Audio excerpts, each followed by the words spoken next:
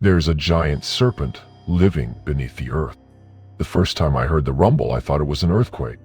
I was deep in the Amazon rainforest, part of a research team studying the effects of deforestation on local wildlife who had set up camp near a remote village where the trees were so dense they blocked out the sun and the air was thick with the hum of insects and the calls of unseen creatures. It was a place where the modern world felt like a distant memory and the ancient primal energy of the earth was palpable. The rumble came late at night, just as I was drifting off to sleep in my hammock. It was low and deep, like the growl of some massive beast, and it made the ground tremble beneath me. I sat up, my heart racing, and looked around. The other members of the team were stirring, their faces pale in the dim light of our lanterns. "Did you feel that?" One of my colleagues, Maria, whispered. Her eyes were wide with fear. I nodded, my throat too dry to speak. The rumble faded, but the sense of unease lingered. We spent the rest of the night on edge, jumping at every sound, but nothing else happened. By morning, we had convinced ourselves it was just a minor tremor, something to be expected in a region known for its seismic activity. But then it happened again and again. Over the next few days, the rumbles became more frequent, more intense. They didn't feel like earthquakes. There was no sharp jolt, no sudden shaking.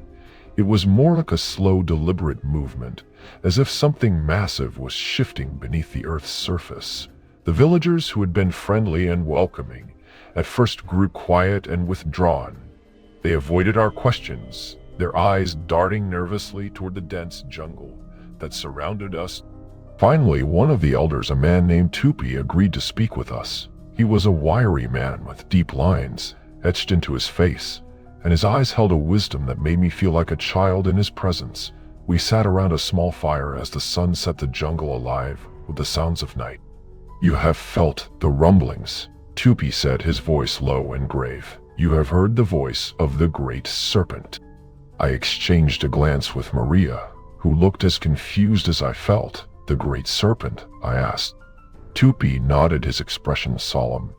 "It is an ancient being, older than the trees, older than the rivers. It slumbers deep beneath the earth, coiled around the heart of the world. When it stirs, the ground shakes and the sky trembles. It is a sign of great change, of upheaval." I wanted to dismiss his words as superstition, but there was something in his tone and the way the other villagers nodded in agreement that made me hesitate.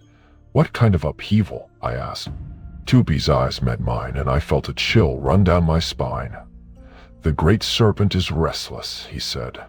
"It has been sleeping for millennia, but now it awakens. When it rises, the world will be remade." The conversation left me unsettled, but I tried to push it out of my mind. We were scientists, after all.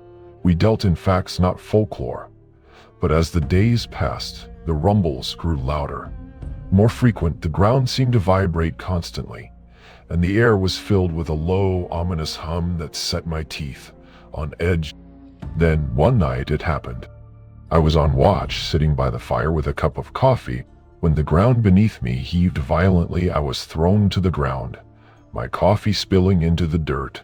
The trees around us swayed as if caught in a hurricane, and the air was filled with the sound of cracking wood and falling branches. "What the hell is going on?"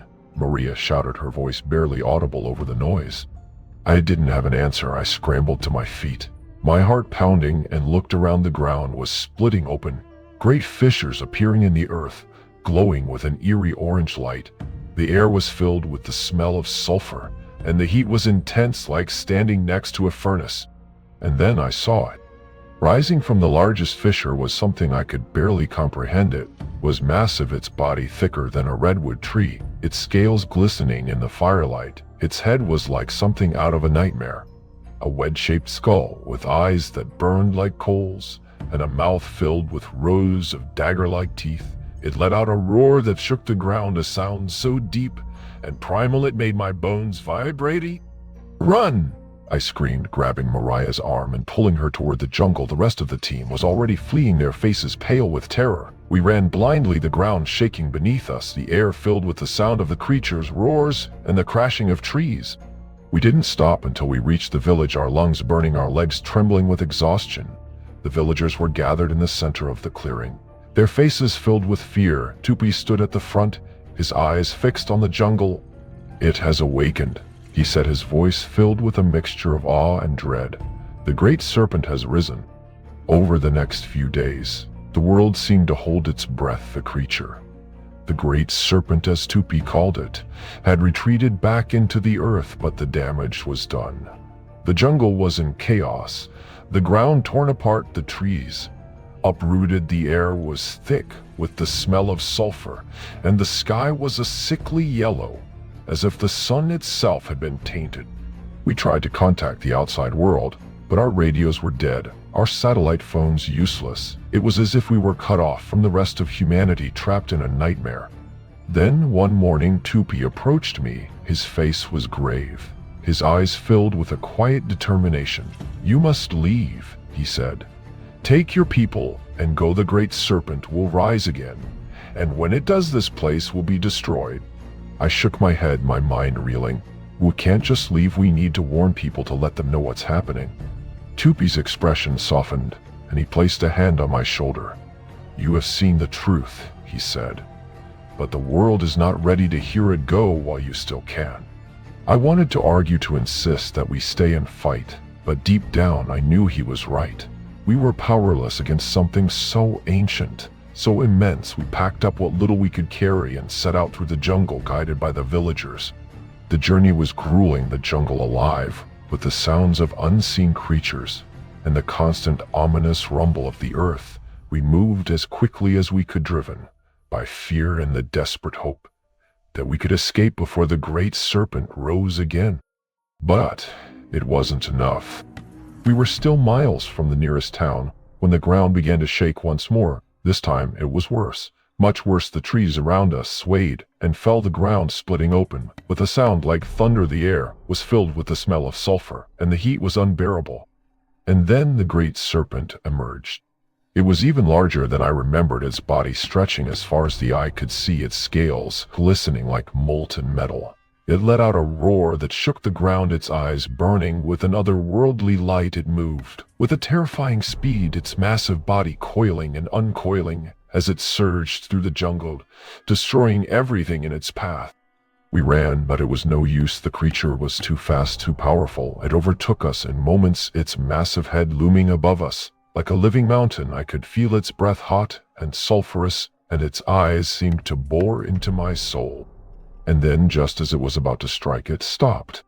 The great serpent reared back, its head tilting, as if listening to some unheard sound. Its eyes narrowed, and it let out a low rumbling growl. Then slowly, it began to sink back into the earth, its massive body disappearing into the fissures it had created.